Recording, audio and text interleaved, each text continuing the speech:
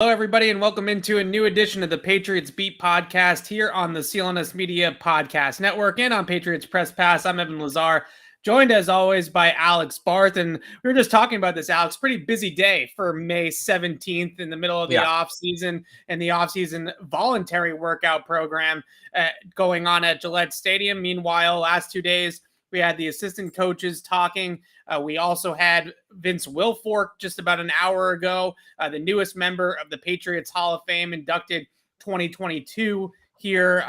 We spoke to him just a few minutes ago. So a lot going on for a Tuesday in the middle of the offseason. We're going to start with Big Vince. We're going to get into the coaching staff and some of the takeaways we had from the last couple of days. And then we will do a deep dive into the depth chart on the defensive side of the ball for the Patriots, just like we did last week with the offense. But starting with Vince Wilfork, who, as I mentioned, was just announced as the inductee for the 2022 Patriots Hall of Fame fan vote.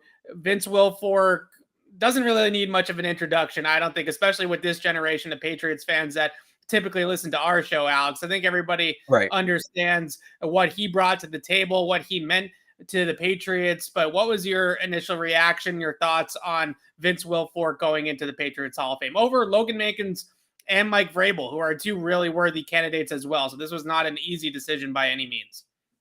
Yeah, no, both certainly deserving, but I thought Vince was the sixth player to go in his first year of eligibility. I think he said it best. He thinks he is. I would argue he is the greatest nose tackle in the history of the game. When you talked about all that he could do along the defensive line, the athleticism you brought to the position, he really was somewhat of a unicorn.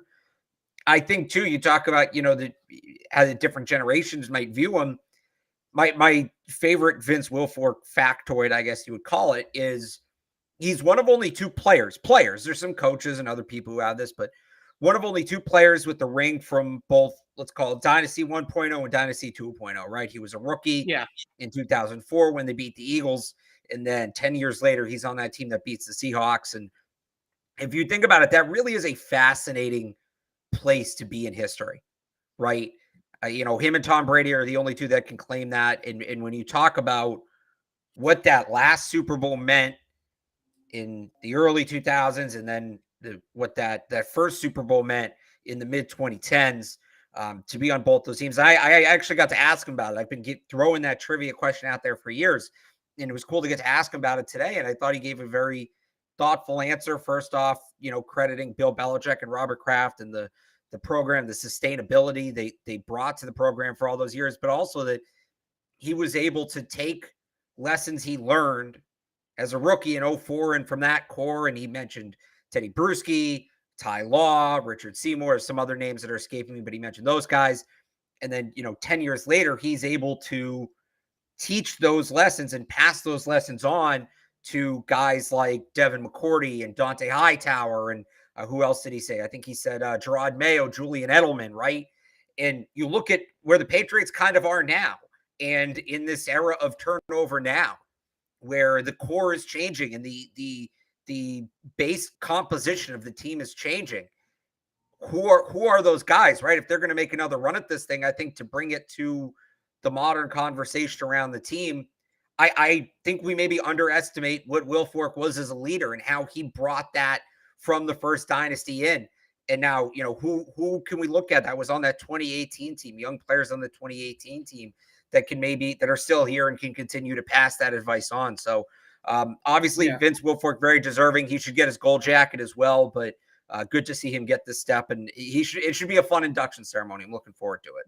Yeah, great speech, I'm sure, coming from Big Vince. I think the one thing you were kind of hinting at it there that stood out to me from what he said today was how easy it was for players to come into the Patriots system and basically just jump on the moving train, right? They were such a well-oiled machine in the 10, 11 years that Vince Wilfork was with the Patriots. And he mentioned that they were just so good at assimilating new guys, right? Bringing in new talent and having them plug and play those guys into spots where other guys might have left. They passed that torch, so to speak, from Bruschi to Mayo, or from McGinnis and Vrabel at outside linebacker to the next generation. And Vince kind of mentioned that just from a culture standpoint, it was so easy for them to break in these new players and pass those torches off and keep the train rolling. And I think that Bill Belichick and the Patriots organization and Tom Brady get a ton of credit for the football success, for the X's and O's, the schematics, the Belichick mastery, and all those types of things. But Belichick, the culture builder, I'm not sure if we talk about that enough, right? Because I think a lot of people look at his culture and think it's not fun. They channel their Lane Johnson and they talk about, how it's so militaristic and how they don't get to talk in the media. They don't have to let them be themselves. I actually think that a lot of players that you talk to, and we're lucky enough to be able to talk to guys like Vince Wilfork or last year Richard Seymour, or whoever gets inducted into the Patriots Hall of Fame always does some sort of media. And I think the culture that they had in that locker room was really second to none. And that was why we used to talk about it like, oh, well, they'll just draft some guy in the sixth round, in the seventh round, and they'll put him in for Ty Law and they won't skip a beat. Well, in reality, they didn't skip a beat in a lot of instances because of that culture and because of the winning culture and just how easy it was for people to pass that torch and pick things up and kind of just get on the train. And I thought that was really interesting. He also made a very good case for being the best nose tackle to ever play. I mean, I don't think anybody could have made a better case than he made for himself, probably. And that little speech that he gave about playing in different alignments, 0 to 5 technique, somebody that didn't just play straight up over the nose or as a one technique in the shade in the A gap all the time. This is somebody that the Patriots did move around the defensive line. They were flexible with him. They did hunt matchups for him in certain situations. He could rush the passer. He could stay on the field in passing situations. I think his all-around versatility and ability to play in all 3 downs might separate him from some of the other true nose tackles like he was talking about, true 2-gapping nose tackles like a Ted Washington before him, right, on the Patriots, or someone like that, who was really just there to play on first and second down. Vince was an effective player for multiple alignments on multiple downs and really a true professional in every sense of the word, no matter where they lined him up on the defensive line, and a very well-deserved honor. It should get into the Pro Football Hall of Fame in Canton here soon as well. I think that Richard Seymour getting in is a good indication that Vince might have a really good chance and probably will get in eventually, just because Richard Seymour didn't traditionally fill up the stat sheet either, right? He wasn't somebody that had 150 career sacks or something crazy like that either. So I think that the Hall of Fame voters understand the value in the Patriots system and what Vince Wilfork, what Richard Seymour, what some of those guys on the defensive line brought to the table. So I actually do think Vince has a pretty good chance of getting the gold jacket as well. I already got the red jacket, but in a couple of years, I think the gold jacket's coming too.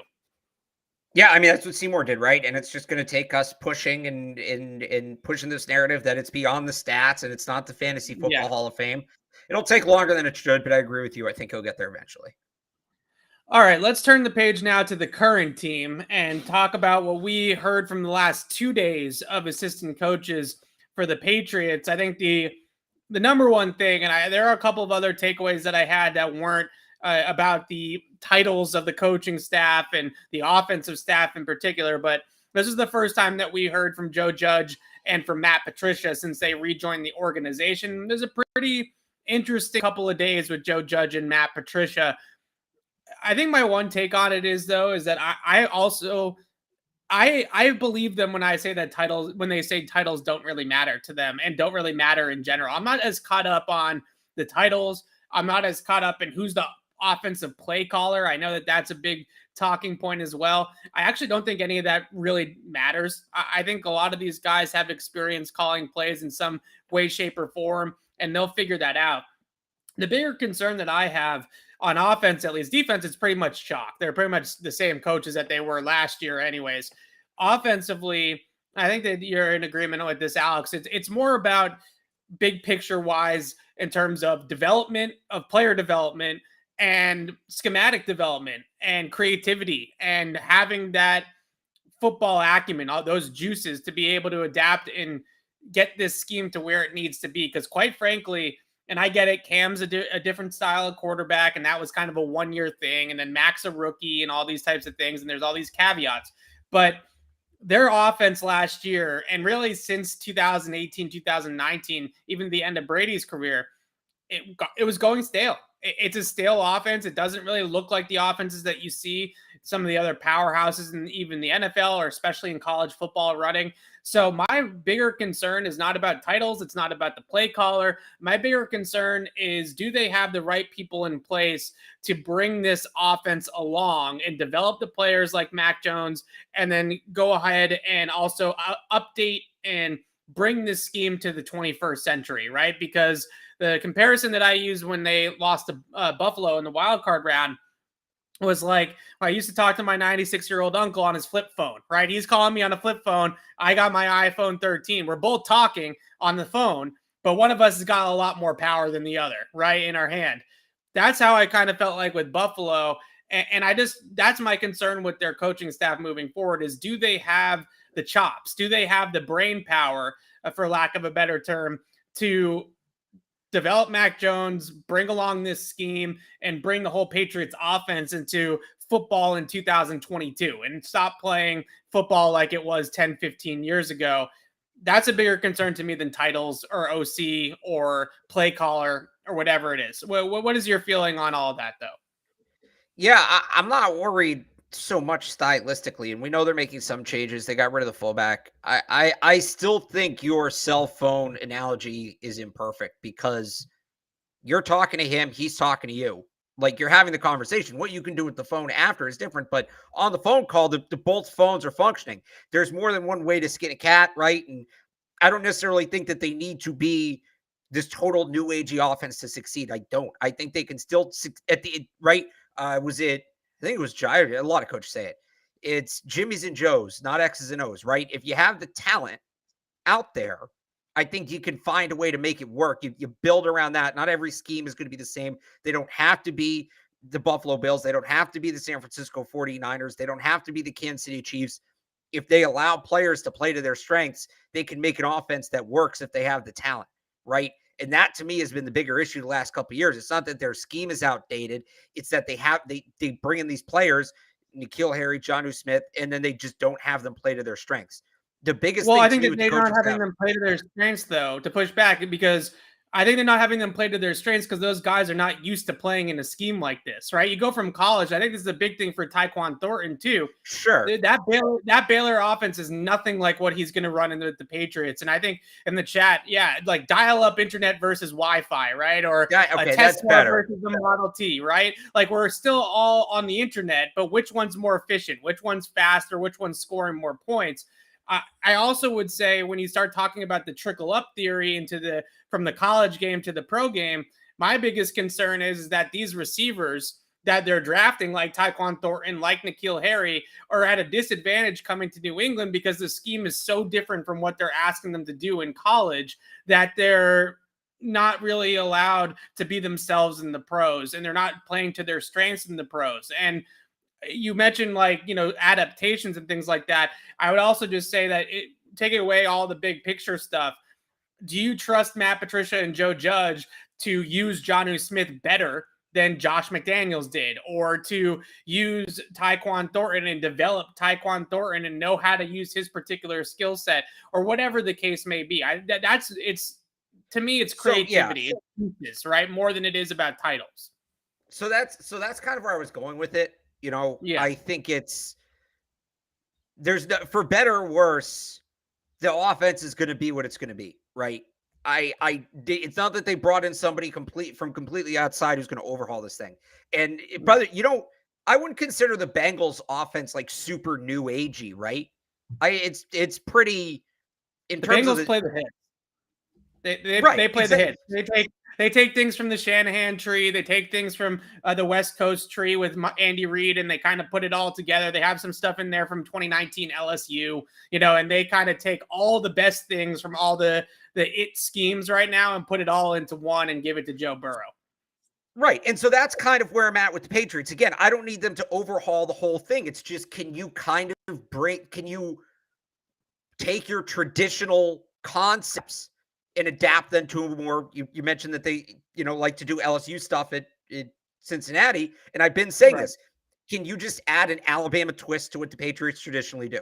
can you essentially turn that fullback into a speed slot, right? Things like that. Some of the more horizontal, the way you scheme things up horizontally, can you scheme them vertically? Things like that, right? People wanted a definitive offensive coordinator because they want to see the offense overhauled. I don't believe that that's necessary. I don't think it can stay the same, but yeah. I don't think that there needs to be a massive change in their core beliefs. I think it's just adapting and modernizing those core beliefs instead of changing them altogether. So to go back to the first part of your question, like, can Matt Patricia and Joe Judge do that? I think they can, in that, and they both talked about this today. They are total football junkies. I think they can watch what these other teams are doing, understand it, look at the talent they have in front of them, and implement it. Will they is the $1 million question, right? That's kind of what it comes down to. Did the last season, is what happened last season enough to kind of push things to that next level? So all that being said, I'm not worried about who the offense coordinator is, because I don't think there's much of a difference between it being Joe Judge or Matt Patricia or Nick Caley, or even if Bill's calling plays. I think ultimately between all, because the offense is always going to be a collaborative effort putting it together.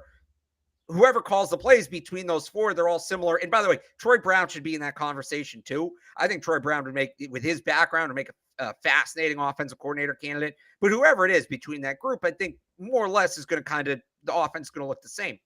The biggest question to me in all of this, and I said this back in February, who's the quarterback's coach? Yeah. That to me is more important, coordinator, because at the end of the day, the most important thing with this organization right now is Mac Jones' development in that year two jump. This is such a crucial offseason training camp for him. And I don't love the idea that it's a guy who just, the Giants kind of singled him out as the one, Joe Judge, as the one who kind of, tanked Daniel Jones. And look, I don't think Joe Judge tanked Daniel Jones. Did he help him a ton? I don't know. But right. Daniel Jones was never going to be a great quarterback, right? This is more or less what Daniel Jones was always going to be. Input from Joe Judge wasn't going to change much of that. I don't think Daniel Jones was a good prospect, but it sounds like Joe Judge is going to have other responsibilities, whether it's being the offensive play caller, whether he said he's going to work with the other offensive skill positions as well. Even last year when McDaniels was the quarterback's coach and the OC, right? They had Bo Hardigree in the building, who was the assistant's quarterback's coach and could kind of fill in when Josh McDaniels wasn't there. Is there going to be an assistant quarterback's coach to Joe Judge who can really be around? I'd like to see Mac have a dedicated coach. Now, maybe that's Brian Hoyer, who, for a number of reasons, as we've discussed on this show, isn't going to be a coach. For him to be in the building, he has to be on the roster. And I think it's worth a roster spot to have him. Maybe that's him, and maybe I'm too worried about it. And that's a fair comeback. That's a fair concern. But in all of this, I'm not worried as much about who's calling the plays, because once we found out Bill O'Brien wasn't coming in, it's going to be what it's going to be. I don't think there's much variation at this point between the options.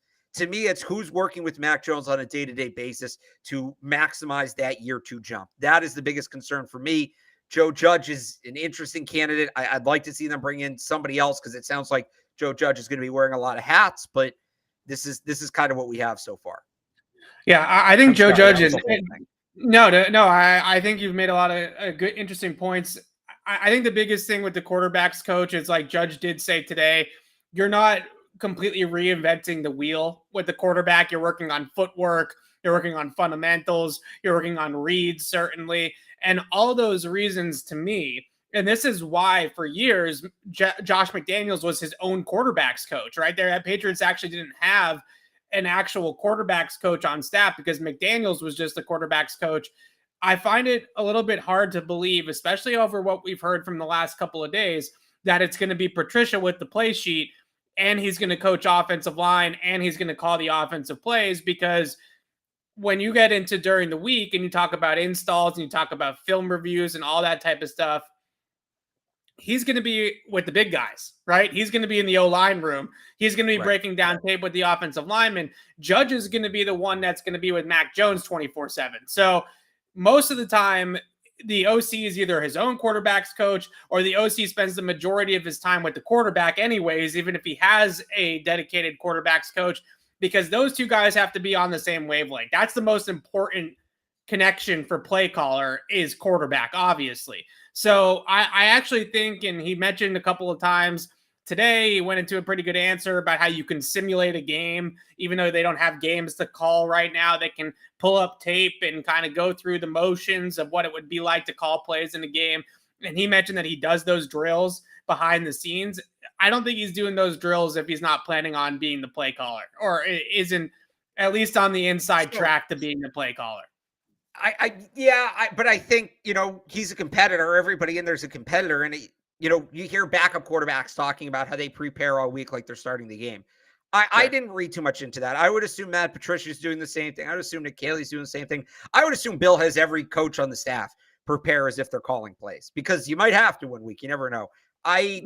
It's an interesting anecdote from Judge. You're right. I can't read that much. I don't read that much into it. And maybe it does mean he's the favorite, but yeah, I just don't like the optics of the offensive line coach calling the offense, because again, you're not in the meeting rooms with Mac Jones when you break into positions, right? You're in the meeting room with the offensive lineman. Right. So now we get into one of those scenarios that I think it was thrown out a lot about the other side of the football.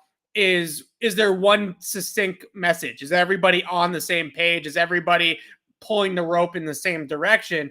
I think when you have Joe Judge coaching up Mac Jones day in and day out, and then you get to Sunday and Matt Patricia is the one that's got the play sheet, I think you run into the possibility that there might be some disconnect there. So again, I would also mention, just because we don't know what the plan is, there's definitely a plan. And they kind of told us a little bit more than I think people are making it sound like they told us. We know what positions Joe Judge and Matt Patricia are coaching.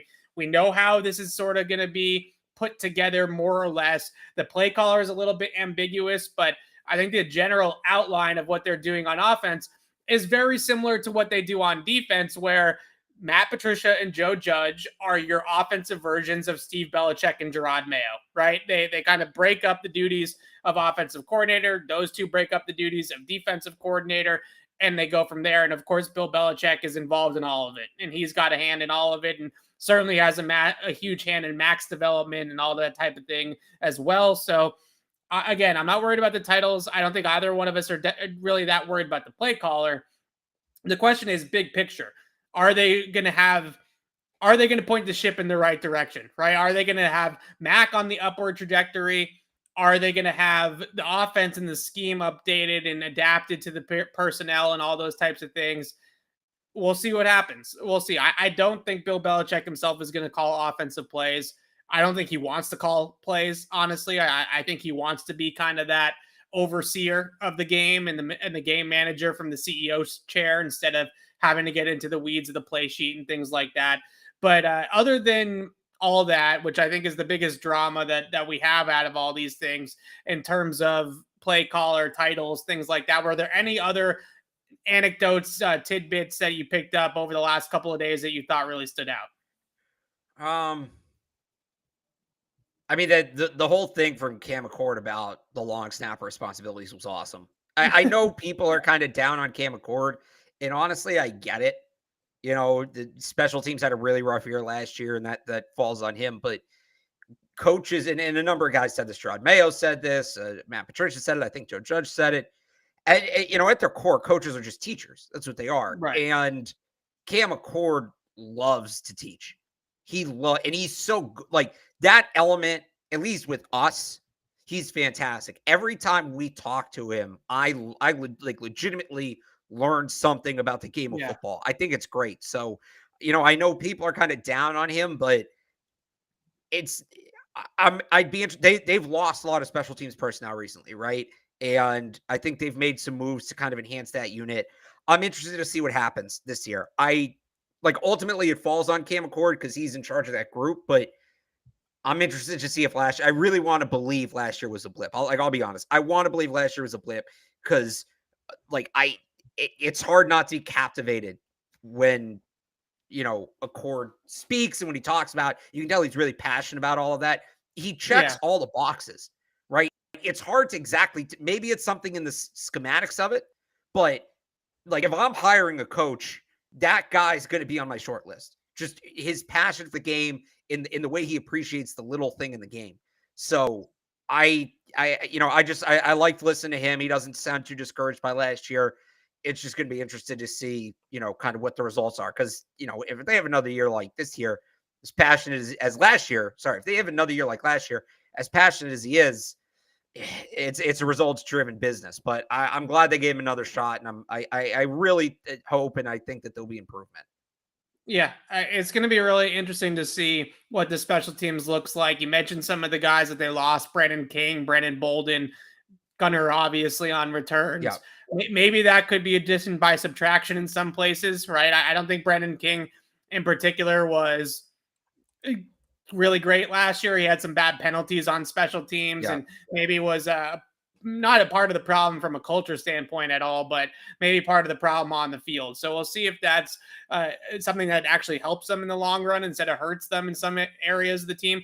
I think the one thing that I was actually really shocked about, and this comes off the heels of Matt Groh on draft weekend. It was actually after day 2 of the draft where he was singing his praises as well. It's been, and look, the coaches, they throw bouquets and they're try to hype guys up sometimes and things like that. But Cameron McGrone is getting a whole lot of love from people in that building, like to the point where I almost wonder if they're actually trying to get him like to fully buy into this fact that he's a really good player for them, right? And somebody that could really break out for them now that he's free from that injury. You have Steve Belichick, who's not really somebody that is a man of many words a lot of the times when we hear from him.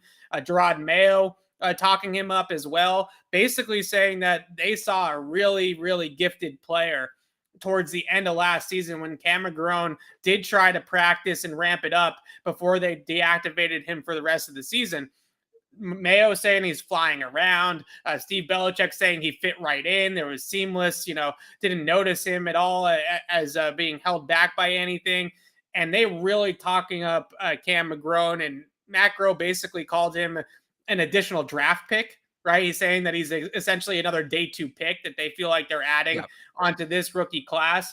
What do you make of all the Cam McGrone praise? Because there's a ton of Cam McGrone praise right now, not just coming from us anymore. Like we all hype him up, and I think we're all excited about him. I know a lot of people in Patriot Nation that really pay attention to the team and really know every player and every pick like Cam McGrone are extremely excited to see him. It sounds like the coaching staff is just as excited as all we are to get this guy out there. So I haven't heard that kind of praise for a player that hasn't necessarily even played in the NFL in a while. And now they're really heaping it on Cam McGrone a lot.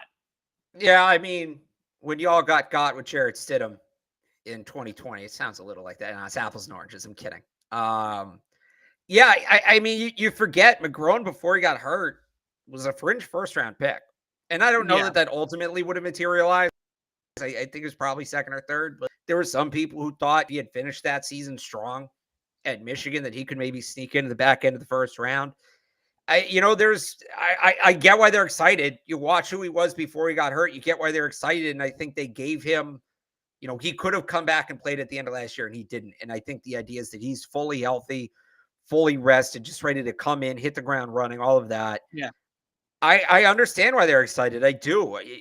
We'll see if there's, ultimately the results, but I'll throw Raekwon McMillan in there too, because he was a guy I loved last year. I was very high on last year, and albeit brief, he got off to a good start in training camp before he got hurt. I think between those two guys, and I'll add Mac Wilson, between McGrone, Wilson, and McMillan, you're going to get one legitimate linebacker there at least. I would be shocked if not one of those guys pans out, maybe two.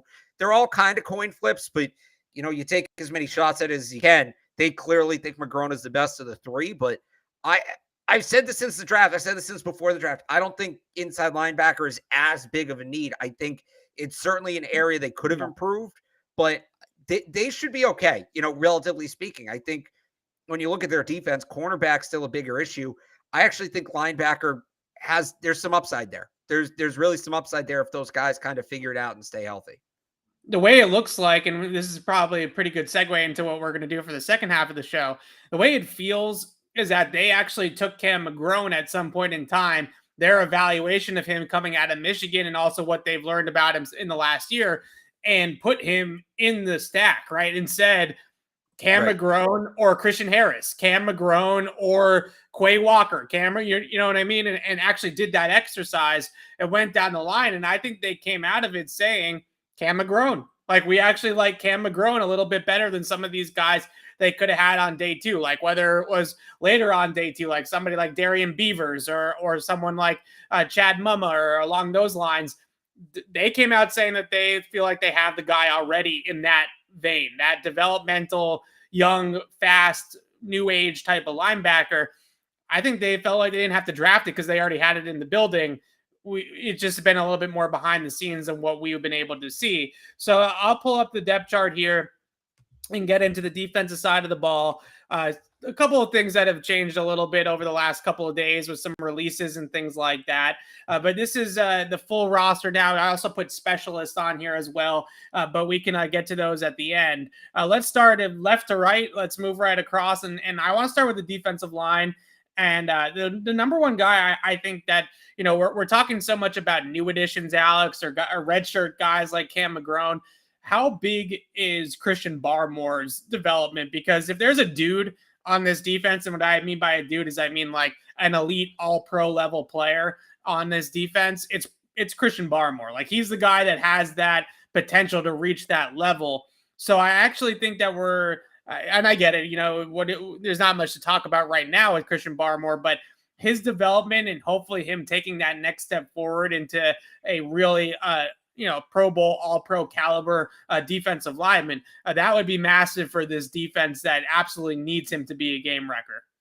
Yeah, especially because they lost a key piece up front in Kyle Van Noy, right? Where playing on, he was kind of able to hold things steady, playing opposite Matt Judon, allowed Matt Judon to play a little more free. Who's that guy going to be this year? Is it going to be Josh Uche? Is it going to be Ronnie Perkins? I'm not saying that they're going to move Barmore out to the edge, but I just think Judon, reckless isn't the right word for it, but Judon's at his best when he can kind of just focus in on one thing. Run the arc, yeah. Pin his ears back and get the quarterback, yeah. Yeah. In order to be able to play like that, you need sturdy presences elsewhere up front. And I thought Van Noy was a guy like that last year. I thought Dietrich Wise was a guy like that last year. But, Van Noy really, because he's on that other side, it's different playing in the middle. I don't know that Barmore can replicate that effect, but they need somebody to keep offenses honest where they can't just key in on Judon. And Barmore probably is the best shot at doing that. So, yeah, I think that jump would be massive. I certainly think he's up for it. I really do. I thought he was just scratching the surface last year. So, yeah. I'm excited about that one, but it would be big. Yeah, when he and Judon were rolling, the Patriots defense was rolling. That was during that win streak, that two-headed tandem. They were lining them up sometimes on opposite sides of the line and getting them both one-on-ones. And other times they would run games on the same side of the line. And you have some real problems that they can cause when they're both rushing on the same side. And especially if there's a weak link over there. The game that stands out to me is that Charger game and poor Storm Norton, the Chargers right tackle. It was either Barmore or it was Judon rushing on him on pretty much every passing situation, and they ate him alive. So those types of mismatches that they can pick out, the two-headed monster that they can play with, that's a big part of their pass rush this year. And I just hope that Barmore can take that next step of being a little bit more sturdy against the run, so he doesn't ever even need to think about coming off the field, right? And the one thing that I look at with this group too, to segue it to some of the other players here, I look at Devon Godshaw there too, and I say, okay, well, he didn't really work out too much well as a zero technique, right? A straight up nose tackle over the center. Maybe they do kind of morph this into more of an even front 4-3 type of look. It's not obviously going to be a base 4-3. It's more like a 4-2 nowadays.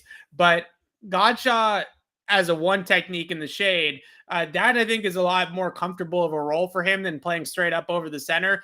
And if you do play those even fronts a little bit more, it allows Barmore to play the 3 technique, which is, I think, really where he would thrive the most. The 3 technique is where you put the stud interior pass rusher. That's where Aaron Donald plays most of the time, is at the 3 technique. And that's where you can really get those one-on-ones and scheme up those matchups for him to just pin his ears back and get up the field. So I wonder with Godshaw, who does they can save some money. If they decide at the end of training camp that Godshaw is not the answer, they can get out of that contract this year and save some money on the salary cap. So I look at that player and I say, well, they got to figure out either a way that they're going to use him better than he was last year, or they might actually end up moving on from him at the end of training camp if he doesn't have a good camp.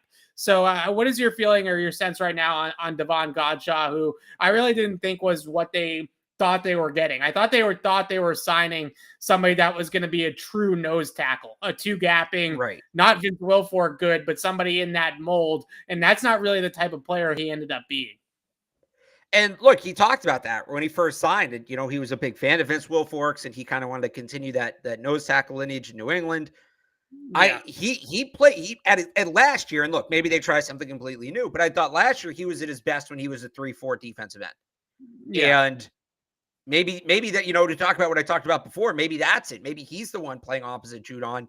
You're not going to, at least on early downs, I don't know if he's going to be out there on passing downs, but maybe like a 3-4 end kind of role. And then you still need that nose. We've talked about this. I'm surprised they didn't take a nose in that draft. Maybe it's Carl Davis, who they seemingly really like and they brought back in free agency. Daniel Aquale isn't quite big enough, I don't think, to play the nose, but he's somebody they're very high on and played well down the stretch last year. I think at this point, if Godshaw is going to make the team, it's as a 3-4 end. I'm just looking up how big Daniel Aquale. Carl Davis, like 320. They brought Aquale when they brought Aquale up last year. It was to be a pass rusher, right? To be an interior pass rusher on third down. So I don't think that's the role that they have in mind for him. But you just mentioned it there. I just feel like I look at the way that they're constructed. I really do think an even front, it maybe makes a little bit more sense with the personnel that they have, given the way that it's gone for them, right? It just moves Godshaw into a better spot. It moves Barmore into the optimal spot where he's not having to take on blockers and two gap and things like that, and he can actually shoot up the field. And then they got guys like Wise and Anderson and even Lawrence Guy, who I think can play the 5 technique. And those guys can be like your 4-3 end, right? So then you have a nice, strong, sturdy, strong side there with those players. And you mentioned that they didn't draft a nose tackle. They didn't sign like a guy like Marquand McCall as a UDFA or anything like that. Either they really, really believe in Devon Godshaw and Carl Davis, or they're thinking that they don't actually need a Marquand McCall, right? Because they're not actually going to play with a straight up over center player, that they're going to truly need that two gapping nose tackle. So I wonder if that was maybe a tea leaf, that they don't feel like they actually need that role on the team this year. And that's why they didn't go after one of these nose tackles in the draft, because they're not going in that direction schematically with the defensive front moving forward. Any love, the guys in yellow, for people that don't know, I should have mentioned this. The guys in yellow who are guys that I have currently as roster locks based off a contract, based off a role last year, this year, projected things like that. Any love for any of the players not in yellow on the defensive line? They clearly see something in Henry Anderson. I don't blame them. I mean, he was a good player before last year, and he's been a good player, veteran player around the NFL for years, and he's got some versatility. He's got some girth against the run. He's clearly somebody that they want to keep around. That's why they reworked his contract. So he's almost a lock, just because they clearly either told him, well, we're either going to cut you or you're going to take a discount, and he took a discount. So I think he's probably going to be here. Yeah, I'd say LeBrian Ray. I'm really excited about LeBrian Ray. He didn't go undrafted because he, lack of talent. He couldn't stay healthy. And will he stay healthy in the NFL? Who the hell knows? But in terms of talent, I'm really excited to see what he can do. If he can stay on the field, I think he can be a difference maker. So I wouldn't call him a roster lock just yet, but he's somebody I'll be watching closely as we get into OTAs and training camp. Yeah, that's fair. Sam Roberts is going to be a fun player too. Like, no one actually knows anything about Sam Roberts. Yeah, bro, I was just gonna say, he feels like a couple years away, maybe, but I mean, the 6 block field goals in 5 years, incredible. I just want to see him on the kick block unit. Yeah, that's a good stat. It is interesting. Like, you don't really know much about him. It's even bigger, I would say, of a transition than from like Lenore Ryan for Kyle Duggar, because that school is even smaller than a place like Lenore Ryan. Lenore Ryan's actually had some NFL players other than Kyle Duggar. So we'll see what ends up happening with Sam Roberts, but clearly they saw something even at that level. The power, certainly, in the upper body is definitely there. So we'll see what ends up happening. Let's move over to your favorite position, the edge rushers. edge in all Not a real capitals. Alex position. Barth. Yeah, not a real position. No, This because is it's not a real position. It's not. It's when you're talking like generally, I get why you use it during the draft, because some guys, depending on the system, might be a defensive end, might be an outside linebacker. There's no depending on the system here. We know what their roles are. What you have there: linebacker, defensive lineman is how I would split those guys up. Edge rushers, but they're not. But they're not. Okay. I want to get to I want to get to the younger guys in a second, but I do want to start with Matthew Judon, because I thought Matthew Judon was a great signing. I thought it was a great pickup. I thought it was a good season last year. He did do the Chandler Jones thing a little bit, though, right? Where he first 10, 11 games, he's got like 12 sacks, faded down the stretch. He talked about buy-in and maybe just trying to do too much. Like he was trying to take over the game too often, right? Instead of just playing within himself and playing within the system. He was, especially against the Bills, he mentioned at the end of the season that he was just trying to take over the game instead of letting the game come to him. Are you worried at all about Matthew Judon being that kind of player where he starts really hot out of the gate, but then cools off towards the end of the season? Or do you think he's going to learn from kind of what exactly was last year?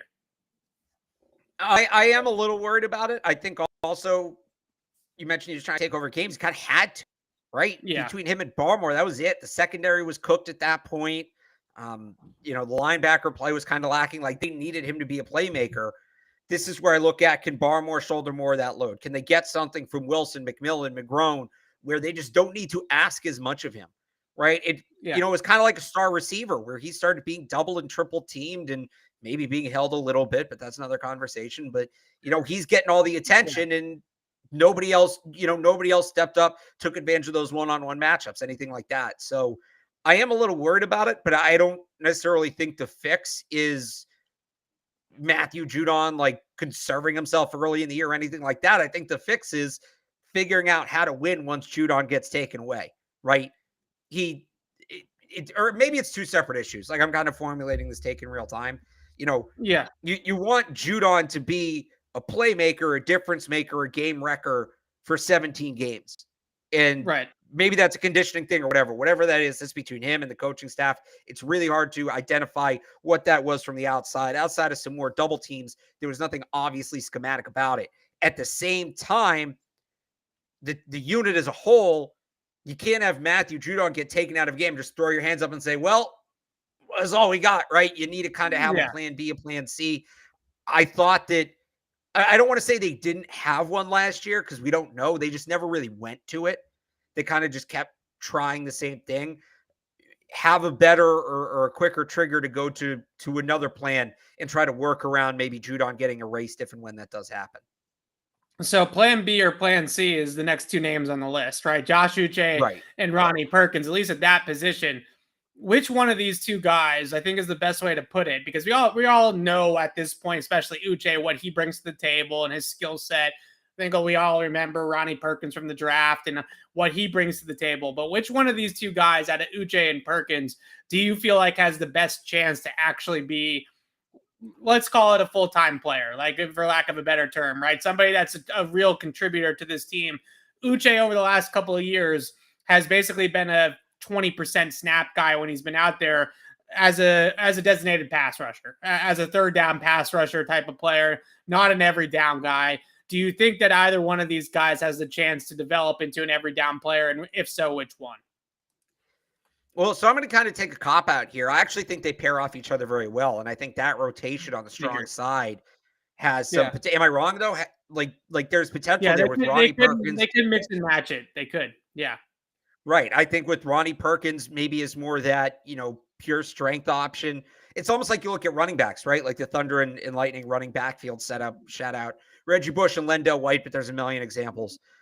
Where Perkins is just kind of your bully. And when you need that battering ram, he can be that guy, maybe an early down guy, probably more of a traditional edge setter. And then Josh Uche could just play shot out of a cannon and go get the quarterback. And I still won't write off Anthony Jennings either. I still won't. I think as a passing down edge setter, led Alabama in the SEC. I don't remember if he led the nation in pass deflections as a defensive lineman his final year in college. That's something they're going to value tremendously. It shows a guy can hold his own at the line of scrimmage, doesn't overcommit, knows how to read and get into passing lanes. Like, I think all three of them, I think there's some value in rotating those three guys. If one of them comes out and is just, balls to the wall, outstanding on a roll, you play them. But I think there is value in rotating those three guys because they're three very different players. They'll give you different looks and they'll allow you to get a little more creative defensively.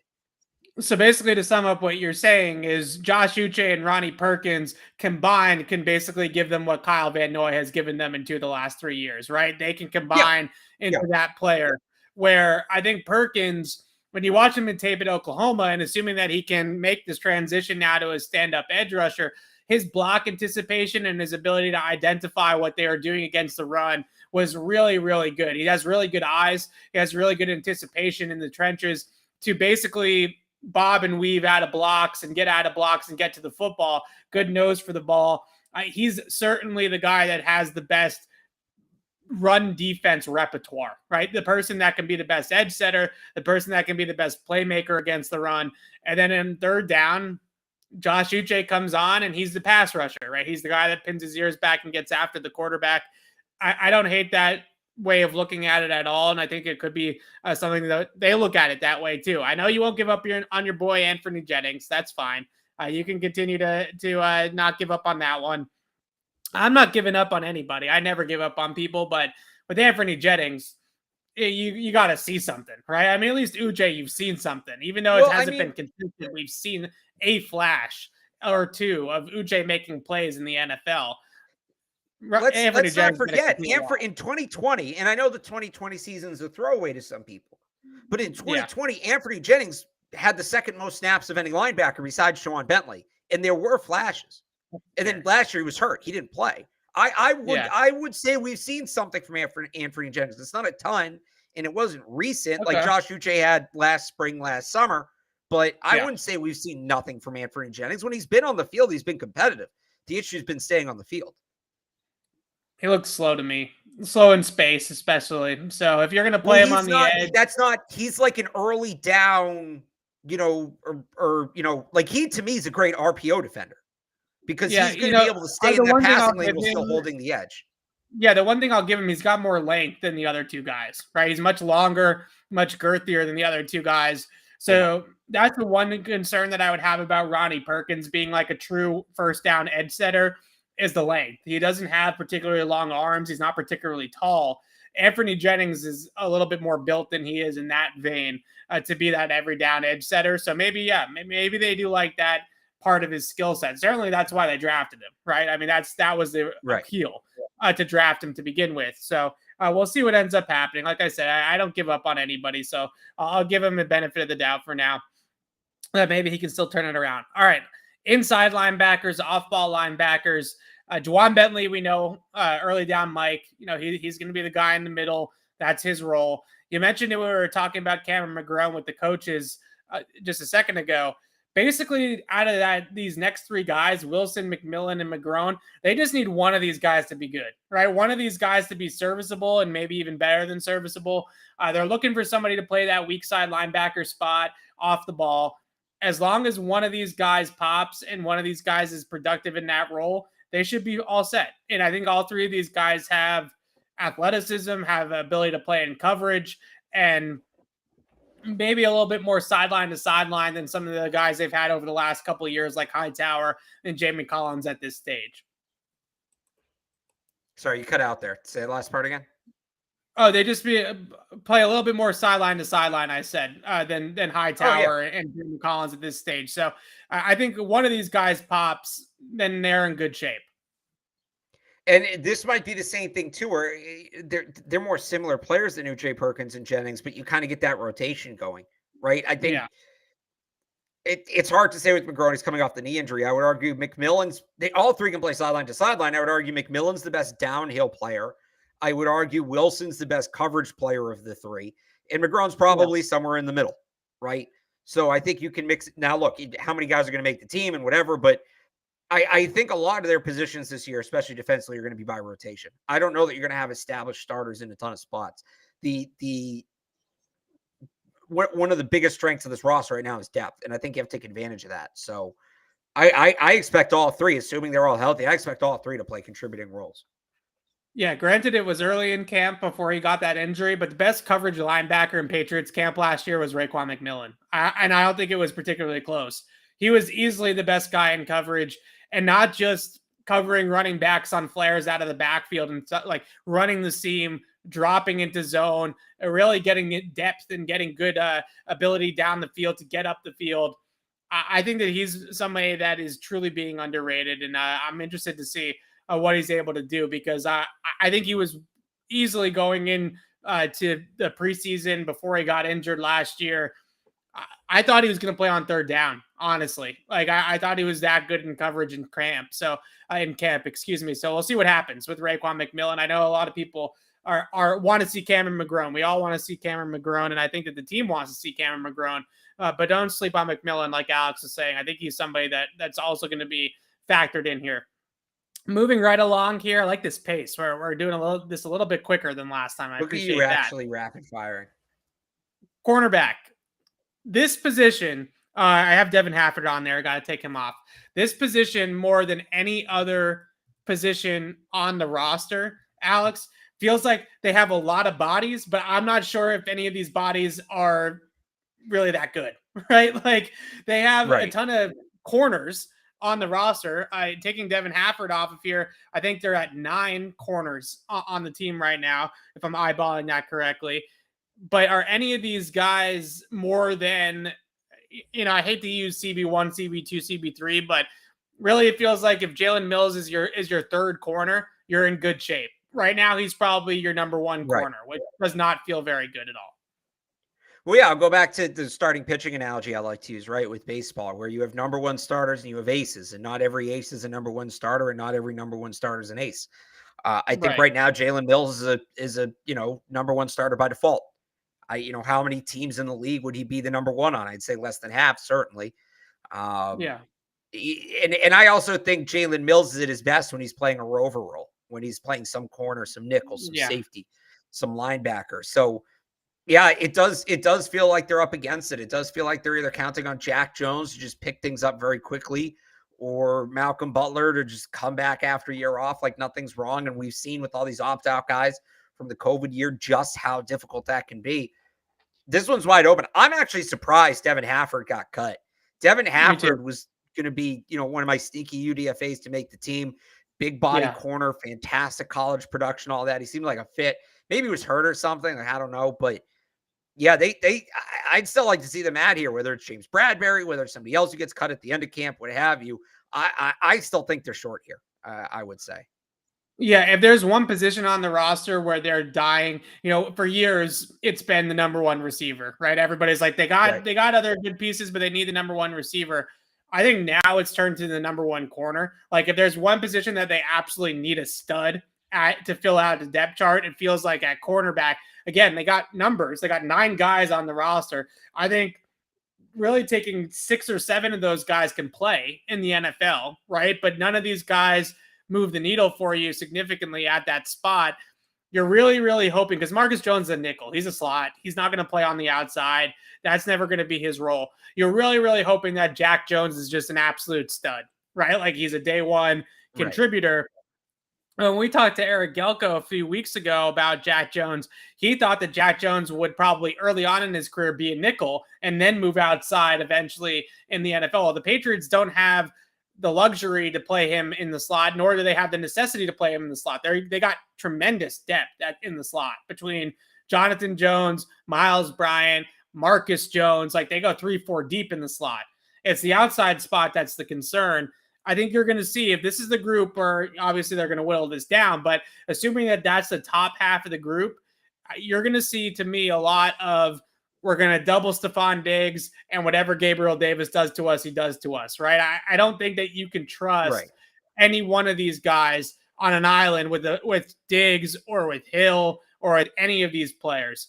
So this is, I think, going to harken back a little bit more to those Belichick days where it was double the number one out of the game, put your number one corner on their number two guy, and hope that Jalen Mills can hold water against Gabriel Davis, right? Like that's sort of the idea here. And we'll see what ends up happening.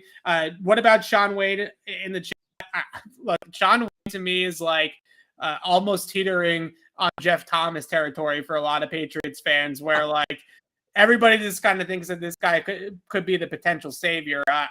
We'll see. Like I really am going to have to see it in training camp from Sean Wade for me to be too excited about that player for me.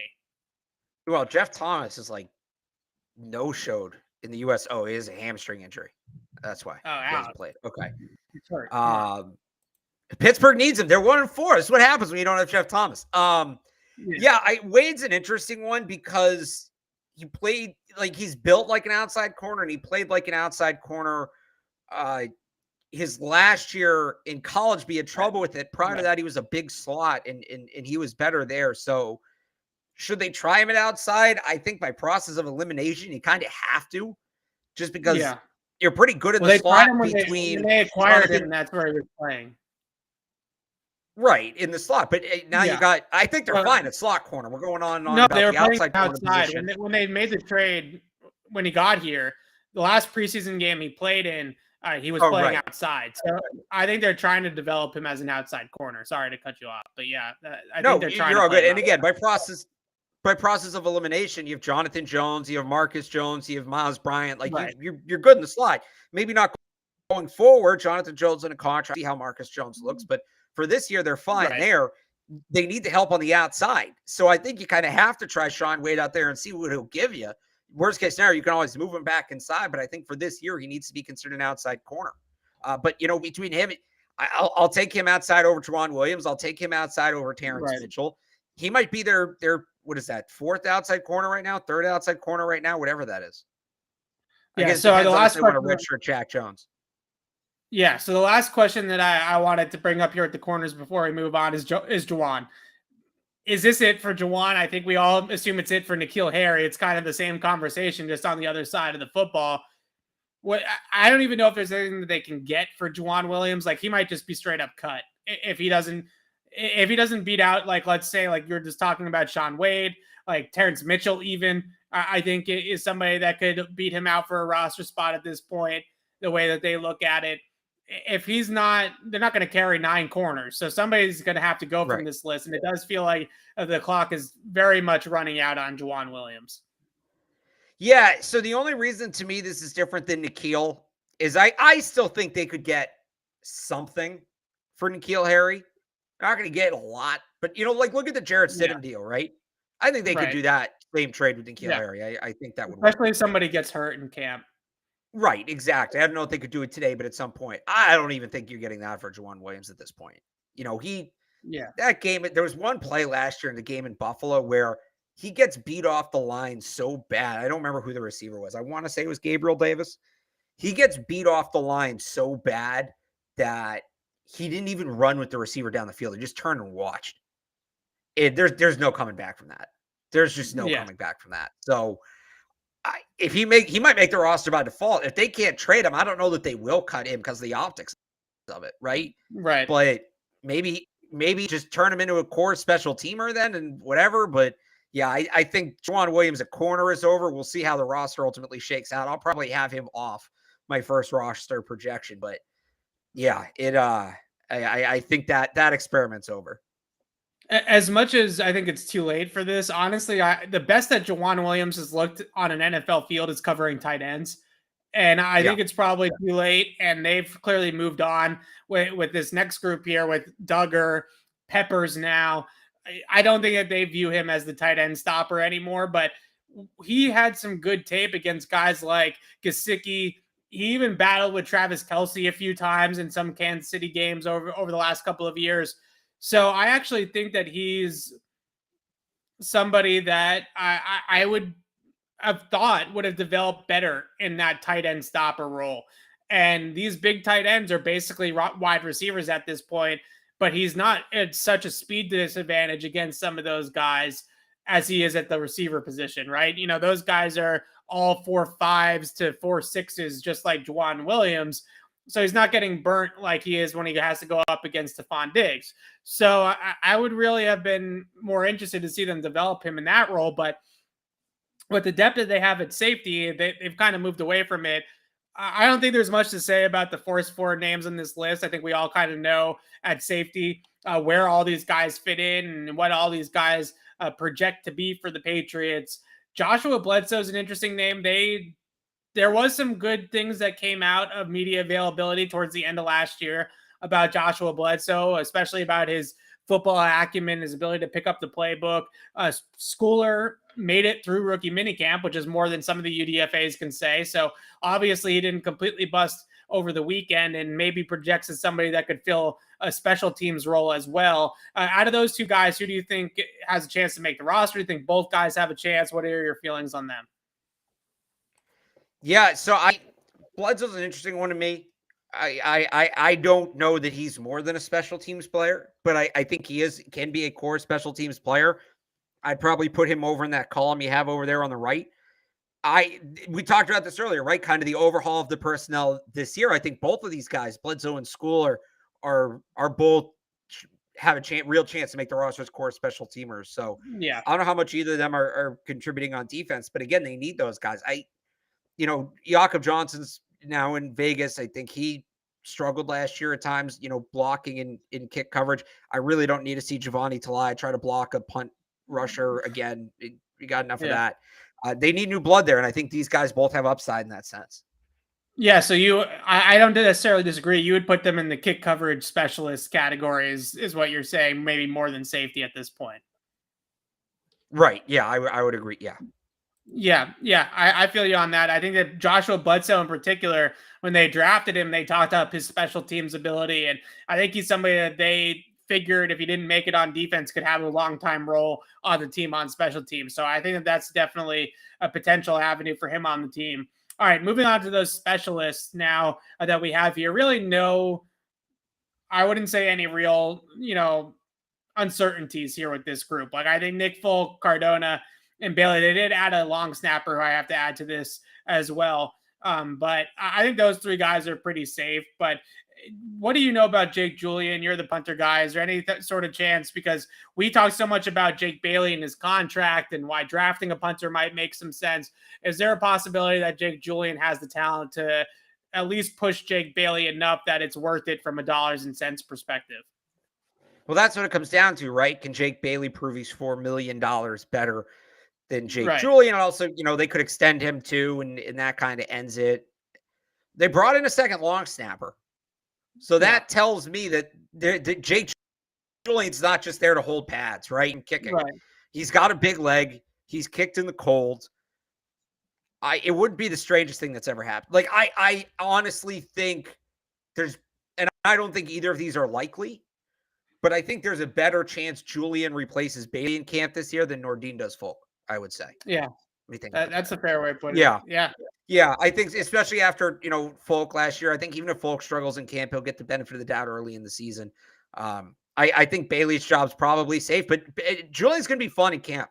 I think he's one of those guys to experience it, but we talked about this a lot with Bailey when they got him, right? The ball just sounded different coming off his foot.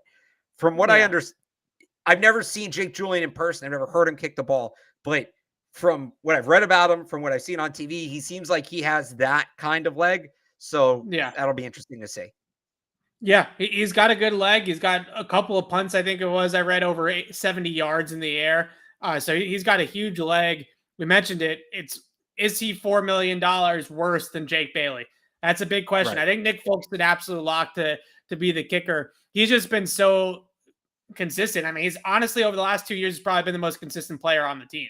Right. So I find it hard to believe that Belichick would just completely go away from that at this point. Just based off of the confidence that Nick Folk has developed in him and himself over the last couple of years. All right, lastly here, these kick coverage specialists. I almost put Cody Davis in yellow too because you lose Brandon King, you lose Brandon Bolden. You still need to bring in some of the old guard, right? You still need to keep some of the old guard here on these kick coverage specialists. I know this position group in particular, and I like breaking it up like this because Matthew Slater is not a wide receiver. Justin Bethel is probably the closest thing to a corner. Like Justin Bethel actually plays some corner. He might be in that cornerback. Yeah. He might end up being in that cornerback conversation when it's all said and done. Yeah. So he's probably the closest thing to actually being listed in a different position. But this group, I think, it drives some people nuts that they pay this much money for these three players. But this is a situation. This is what the Patriots do, as we know, and I think they have to hope that this group brings on better play on special teams than what we saw last year. Yeah, no, you need improvement there. I honestly think Davis is a roster lock. I really do. I almost put him in yellow. PFF had him as the highest graded kick coverage player last year. He had one bad game. I think it was the Colts game. Besides that, I thought he looked pretty good. You're right, though. They need a boost from this group. They certainly do. They can't have a special teams performance like they had last year. All right, so that's the defensive side of the football. A nice pace to that one. I'm really. Although you don't, you're just gonna leave out Joe Cardona. Oh no, you have him in there. You don't have the other one. Yeah, I have him there. Yeah, I need to add the other long Reiter. Is it Robert Reiter? I remember his last name's Reiter. Yeah. One slipped through the cracks there. Okay, so that does it for the defensive side of the football, and that's the roster as of right now. The Patriots have 85 players, I believe, is what the count is right now on their 90-man roster. They got some open roster spots. We'll continue to monitor whether or not they fill those spots. There are still some veterans out there. You look at, especially names type of veterans, right? There's a lot of guys out there that can play. Obviously, I think the biggest one around here is Trey Flowers, who's still a free agent. He could potentially come back to the Patriots as an unrestricted free agent. But you look down the list of the still available free agents, there's definitely guys that can still play. I do also wonder, and, they've talked up this young linebacker group so much that maybe not, but are they holding a roster spot for Dante Hightower just in case? I say no. I do think that they're trying to move on there, but it's possible that they are sort of holding on to one. Yeah. Gerard Mayo, this was kind of a throwaway line, but was asked about, this was on Monday, was asked about Juwan Bentley as a leader and kind of the core. And he said, it's tough when you've lost guys and he included he included Patrick Chung, some other players, Kyle Van Noy, but he did include Hightower when he said that. So maybe he knows something. Maybe it was he's not in the room right now and it's that simple. Right. But maybe I would bet Gerard Mayo would be one of, if not the first person from the Patriots to know if Dante Hightower is going to hang him up. Those two are close. They played together. Yeah. I wonder if Gerard Mayo maybe knew something and let something slip there. Based off of everything that they have told us so far this offseason, and granted the information that comes out of that building always has to come with a grain of salt and isn't always the most fruitful, but they've been talking up Cam McGrone so much. They've been talking up getting faster, getting younger, passing the torch so often that I feel like now it would almost be disingenuous for them to then go ahead and bring Hightower back and have him play 70% of the snap, right? Well, the second part, I don't think it would be disingenuous to have him back. He's a good leader. I think he could still give you something, maybe as an edge rusher, right? Maybe he replaces Kyle Van Noy. I think he could still give them something. It wouldn't be the same role he's traditionally had, but I actually am not. I know Patriots fans or some Patriots fans that don't want to see him back. And it sucks that, by the way, Patriots fans seemingly hate this guy now when he's one of the best linebackers, might be the best. We're going to tip it as an outside guy, right? Maybe the best middle linebacker in the history of the Patriots. I don't think that, for the right price, it would be the worst idea in the world to bring him back. Again, in a new role, a more limited role, but I wouldn't hate seeing him back here. No, and I think what I more meant was the second part, right, where they bring him back and then all of a sudden he's an every down player again. That would be disingenuous. Right, but if he's going to come in and be basically like a captain and sort of a leader of that room, but play more on just first down, essentially, right? And maybe short yardage situations, goal line, 3rd and 1, 4th and 1, then that might be something different. But if he's going to come back and play any sort of significant role, that's not really what we've been given from the coaching staff and from Matt Groh over the last couple of months. So I'd be pretty surprised if that's the plan. And Gerard Mayo has talked about it. I know the line you're talking about. He has basically talked about the situation Dante Hightower is not going to be here, right? Like he's talking about it like that is not a door that is still open. So we'll see what ends up happening there, but it's definitely interesting. to see how that linebacker room turns over. We got a minute for the Boston Sports Minute. We got to do one, Yeah. right? Yeah, big game tonight. All right, so Boston Sports Minute, time to wrap up the show, Alex. Should we pour one out for the Bruins first, or should we just talk about the Celtics? Do they deserve it? It's the same crap every year. The star, and look, Marchand had a good series. Bergeron was fine, but they got nothing from Pastrnak. I get McAvoy was hurt, but I thought when he was on the ice, he didn't do a ton. Lindholm, I think, left something to be desired. The stars disappeared. The depth players didn't show up at all. They were all negatives, and they got nothing on the power play. It's the same thing that does the Bruins in the playoffs every single year. I'm proud of myself. Last year, I said I wouldn't fall for it again. I didn't fall for it this year. But, man, if they get something from David Pastrnak in that series, they probably win it. Or something from the power play. Or if anybody, Charlie Coyle, Taylor Hall. If Taylor Hall, if any of those secondary scorers give them something, it was really right there for the taking. I thought Swayman was actually pretty good. That was, if you want a positive takeaway from that series, Swayman, I think that's the last box he checked. He held his own series. He feels like the real deal. But same thing every single year with this team. And we'll see. It sucks because this could really be the end of an era, and it sucks Patrice Bergeron's going to go out, 10 straight, 11 straight years without a cup. I felt like he won kind of the end of an era there, but different years, same crap, man. Out of all the Boston sports teams, even in the Red Sox included in that dumpster fire, I kind of feel like the Bruins are in the toughest spot right now because they kind of have their foot in each door. And I don't really know. Right. They're in a situation that I don't want to even be in. Like I wouldn't want to be Don Sweeney right now and Bruce Cassidy, because what do you do? Like, where do you go from here? I think the number one thing that concerns me about the Bruins from a big picture sense is that Charlie and Jeremy Jacobs, I think, were actually probably looked at this season as a success. They were an exciting team. They made the playoffs. They got the playoff checkbook, right? They got the concession stands and the ticket sales for the 3 playoff games at home. And they were competitive, and they were a fun team to watch. They kept the fans engaged all year long. That, I think, is more what they're looking for in that clubhouse than championships, than banners.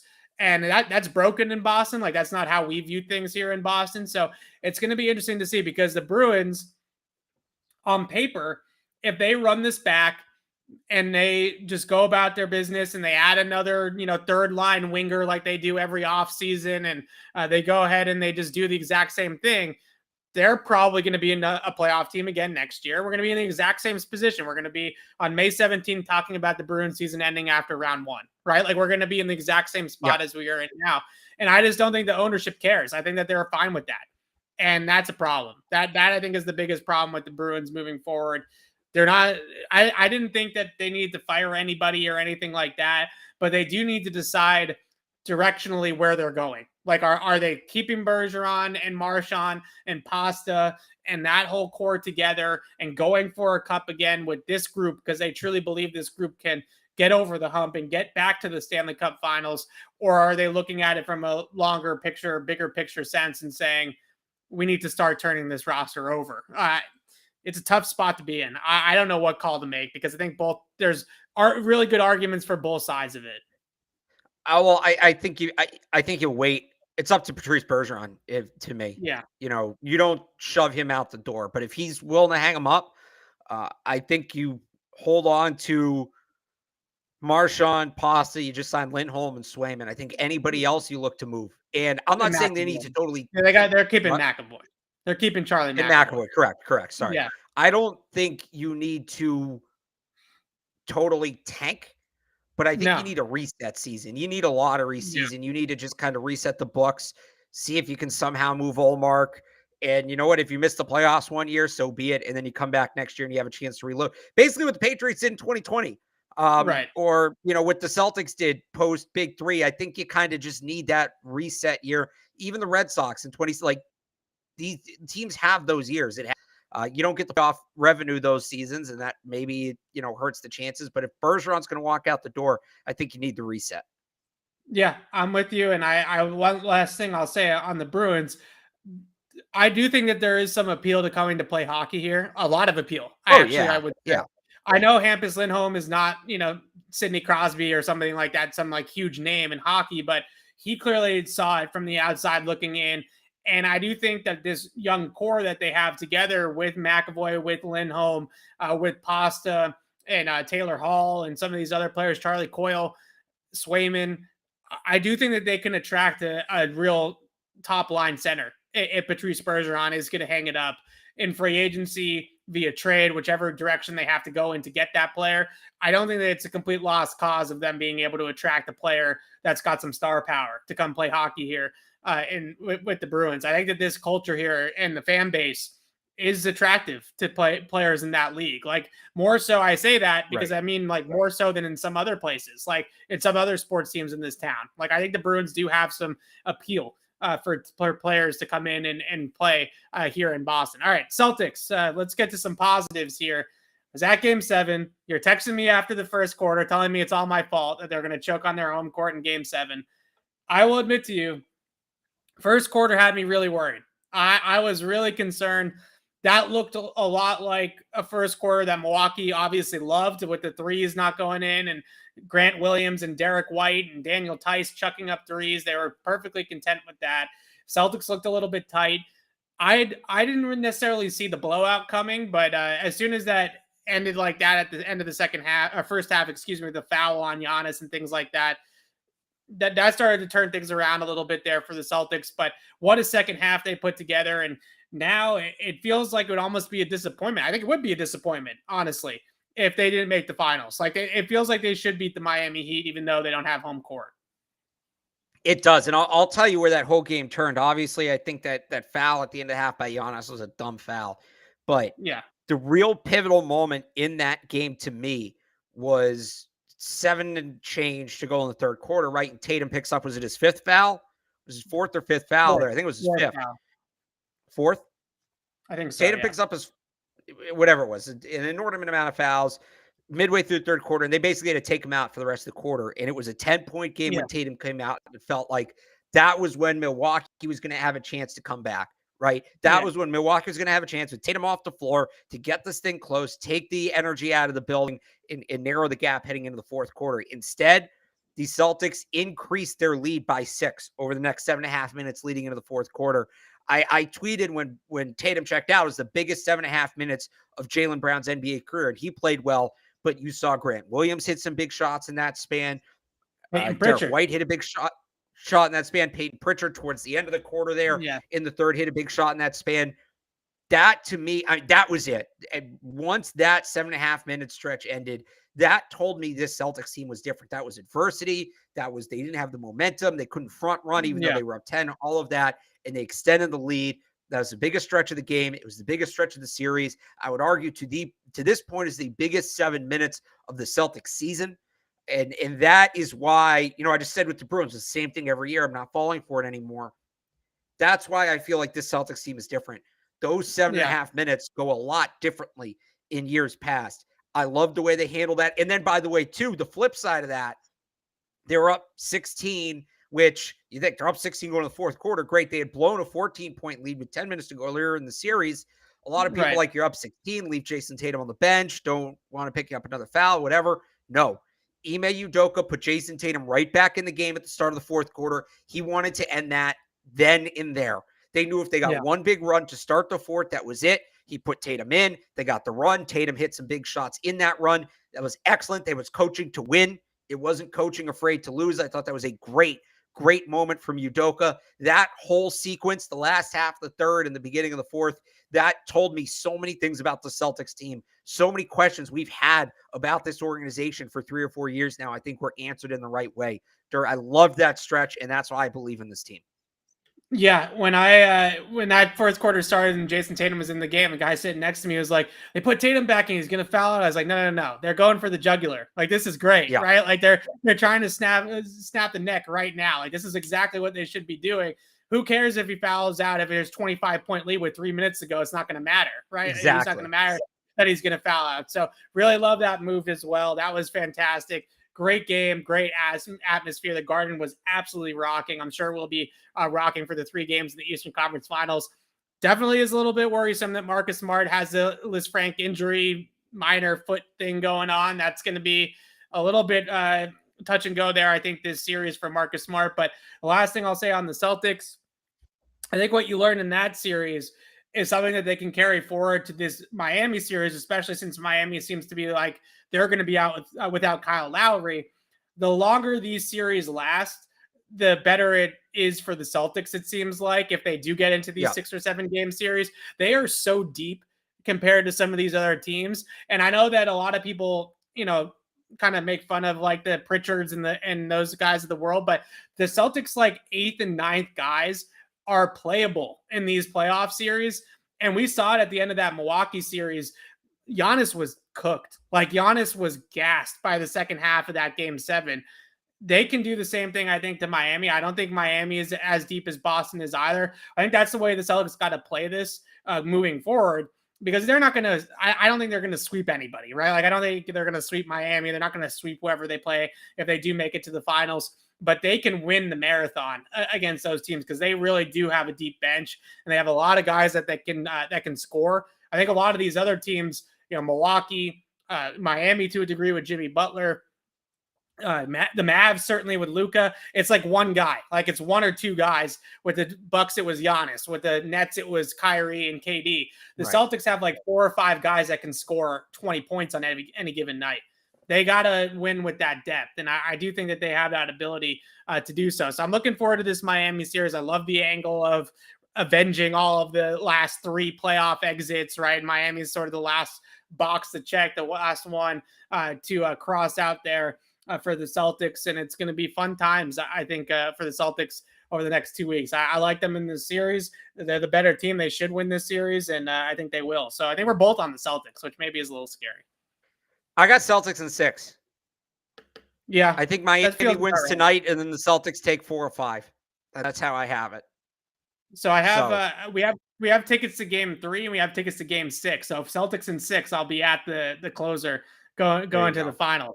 I like that. That would be a lot of fun. So I'll be there too. I'm covering for 98.5thesportshub.com. I'm going to be like doing what I do for the Patriots, but for the Celtics. So we'll have nice. All right. So I'll be there Saturday night. So you'll have to come down and say hello.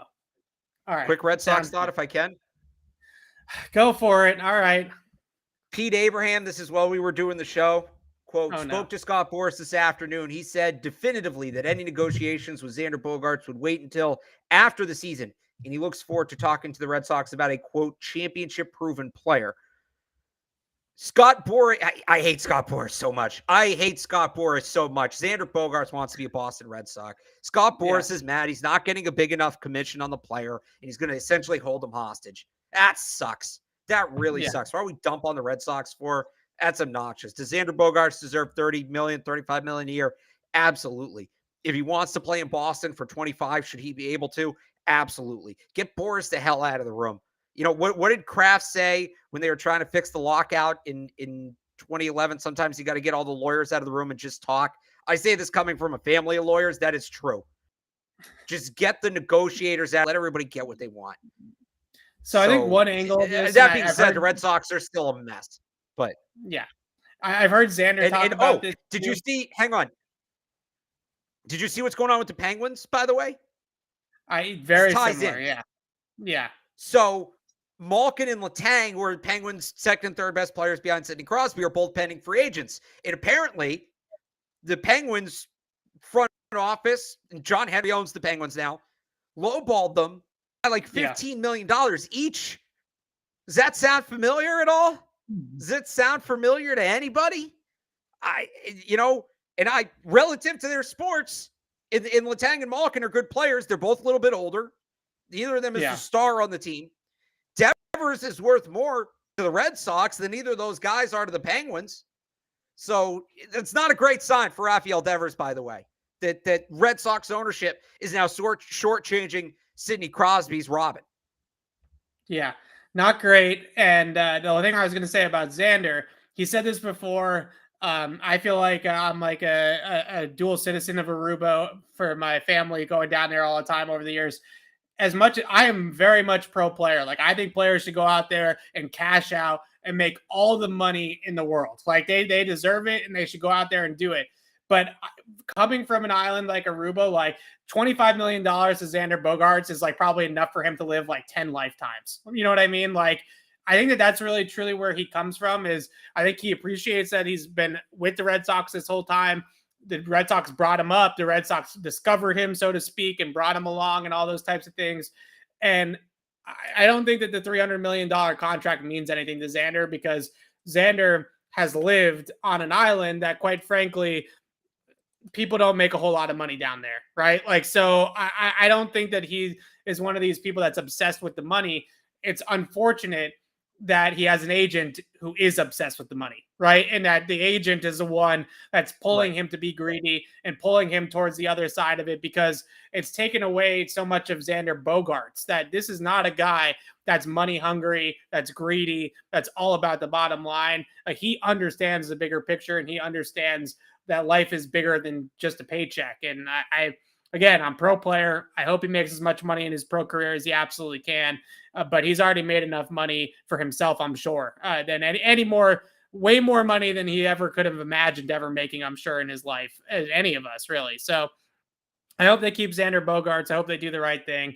And I hope Scott Boras doesn't turn him into one of those guys, right? Like, I hope that Scott Boras doesn't drag him down with Scott Boras into the lawyer universe, as you put it, Alex. So that's your Boston Sports Minute.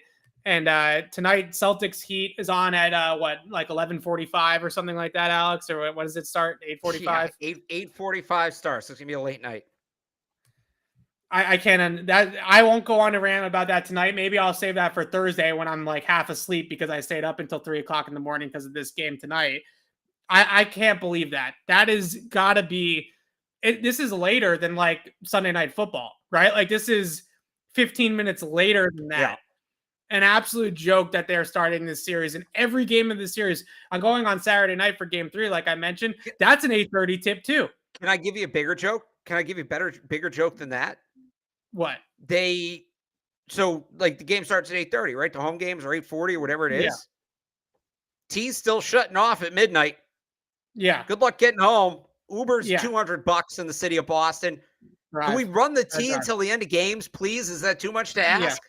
Apparently. It's terrible. It's absolutely terrible. Like, on a Saturday night, like, why does that game need to be at 8:30 on a Saturday? You play that game at 5:00, right? Like, that's everybody's gonna watch it no matter what. It's a Saturday. Nobody's doing anything else, especially sports fans are all gonna watch the Eastern Conference Finals.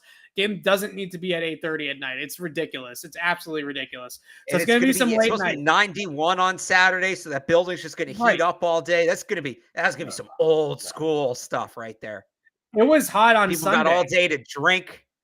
Yeah, you saw them, I'm sure, on TV, like cleaning up the court every single time down. Yeah. It was super hot in there on Sunday, like really, really humid. They might have melted the ice now that the Bruins season's over. So that might not be a problem.